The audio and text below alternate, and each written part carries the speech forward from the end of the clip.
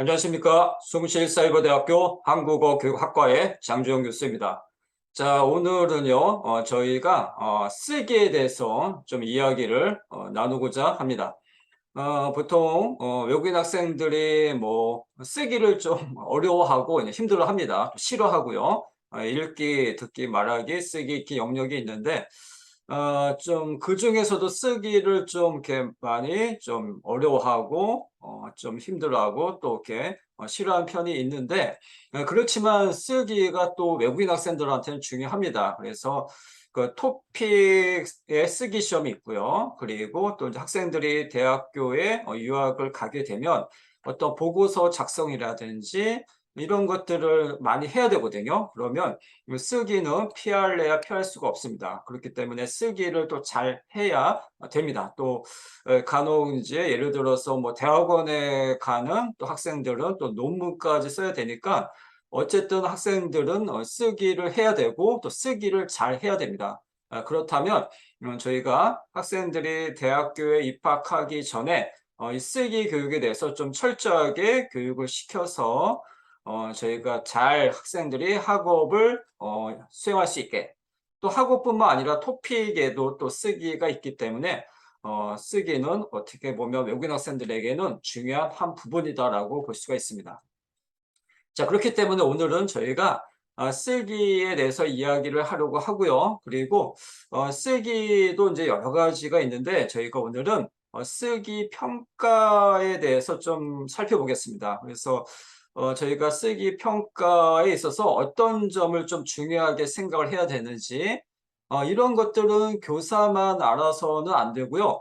학생들에게도 이런 내용들을 숙지를 시켜야 됩니다. 그래서 답안을 작성할 때 어떤 점을 중요하게 생각하면서 써야 되는지, 그리고 토픽 쓰기 시험을 볼 때 채점 기준이 어떻게 되는지, 이런 것들을 알아야 학생들이 시험에서 요구하는 답안을 전략적으로 잘 쓸 수가 있고, 그렇게 함으로써 어떤 소기의 목적을 달성할 수 있죠. 즉 좋은 점수를 받을 수가 있게 됩니다.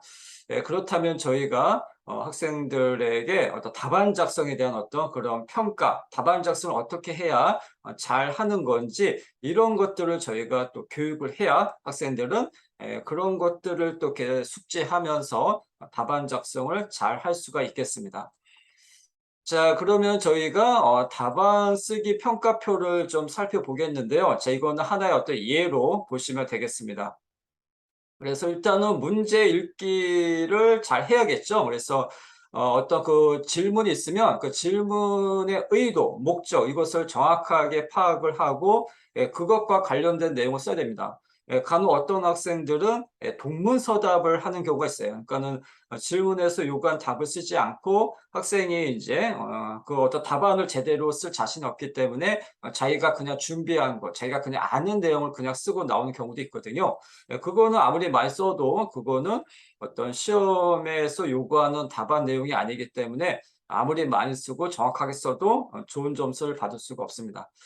자, 그렇기 때문에 이제 문제에 대한 내용을 썼습니까? 이것을 저희가 체크를 해야 되겠죠. 그래서 체크리스트를 만들어서 이렇게 했는지 안 했는지 학생이 스스로 자기 점검을 할 수 있게 해야 됩니다. 그래서 항상 뭔가 답안 쓸 때는 이런 어떤 체크리스트를 통해서 학생이 이런 것들을 좀 이렇게 습관화할 수 있게 저희가 지도를 할 필요가 있겠습니다.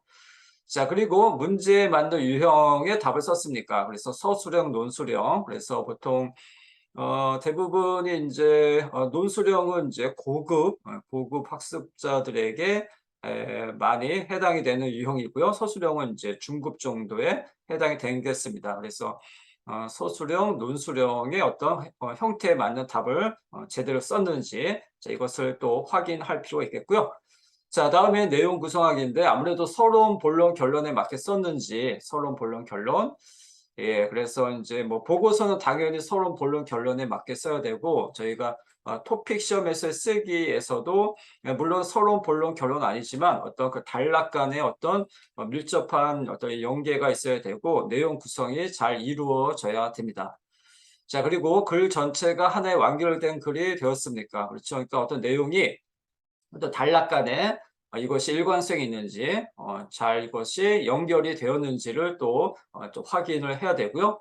또 길이가 너무 길거나 짧지 않습니까? 네, 이거는 이제 그 시험에서 뭐 몇 자 이상 쓰십시오. 어떤 몇 자에서 몇 자까지 쓰십시오라는 어떤 그 제한이 있습니다. 그러면 그 시험에서 요구하는 제한대로 써야지, 너무 많이 쓴다고 해서 꼭 좋은 건 아닙니다. 너무 많이 쓴다고 좋은 거 아니고, 예를 들어서 800자까지 쓰라고 했는데, 만약에 900자 썼다. 이거는 많이 썼다고 해서 좋은 것이 아니라 어떤 그 800자 안에 자기의 어떤 생각을 논리정연하게 정리를 못했다라고 볼 수밖에 없습니다. 그렇기 때문에 그것은 가산점이 아니라 오히려 감점의 요인이 될 수가 있습니다. 그래서 너무 길어도 안 좋고요. 당연히 너무 짧아도 안 되겠죠. 그래서 시험에서 요구하는 그 기준에 맞게, 예를 들어서 뭐 600자에서 800자 쓰십시오. 그러면 600자 이상 또 800자 이내로 꼭 써야 됩니다. 자, 그 다음에 답안 작성하기 위해서 표현 부분을 보겠습니다. 그래서 문어체를 사용해서 썼습니까? 서술문이죠. 그러니까는 뭐 는다, 동사는 는다고요. 그랬죠? 형용사는 다, 명사 이다. 그 다음에 과거는 ad었다, 을 것이다, 미래. 자, 이런 어떤 문어체를 썼는지. 간혹 이제 학생들이 뭐 아오요체라든지 씁니다체를 쓰는 경우가 있는데, 그런 것들은 다 어떤 사회 언어학적 능력의 측면에서 보면 다 감점 요인이 되기 때문에 문어체를 꼭 써야 됩니다. 자, 그리고 주어와 서술어를 맞게 썼습니까? 그렇죠? 그러니까 주어와 서술어. 그러니까 주어와 서술어가 호응이 잘 되는지, 이런 것도 잘 이렇게 어떤 내용 파악에 있어서 확인을 해야 되고요. 그 다음에 감정적인 표현을 사용하지 않았습니까? 뭔가 어떤 글을 쓸 때는 좀 이렇게 객관적으로 써야 되겠죠. 너무 주관적인 감정에 어떤 연연하지 않고 객관적으로 어떤 사물에 대해서 정확하게 써야 됩니다. 그래서 그런 것들을 좀 유의해야 되고요. 그 다음에 유행어 등을 사용하지 않았습니까? 너무 어떤 시대적인 어떤 유행어, 이런 것들은 어떤 구어적인 표현이잖아요, 유행어는. 그러니까 쓰기는 이제 문어이기 때문에 문어체적인 표현을 써야지, 어떤 그 구어적인 표현을 쓰는 것은 감점 요인이 되기 때문에 유행어 등은 되도록이면 쓰기에서는 이것은 자제할 필요가 있겠고요. 그 다음에 답안 작성하기 위해서 내용에 있어서 보시면 시작할 때 첫 칸에 띄어쓰기 했습니까? 이것은 이제 보통 그 원고지 씁니다. 토픽의 경우에는 원고지 쓰고, 보고서는 원고지는 아니지만 일단 저희가 처음에 시작을 할 때는 첫 칸을 띄워야 됩니다. 그래서 이런 어떤 원고지 사용법 이런 것도 저희가 교육을 해야 되거든요.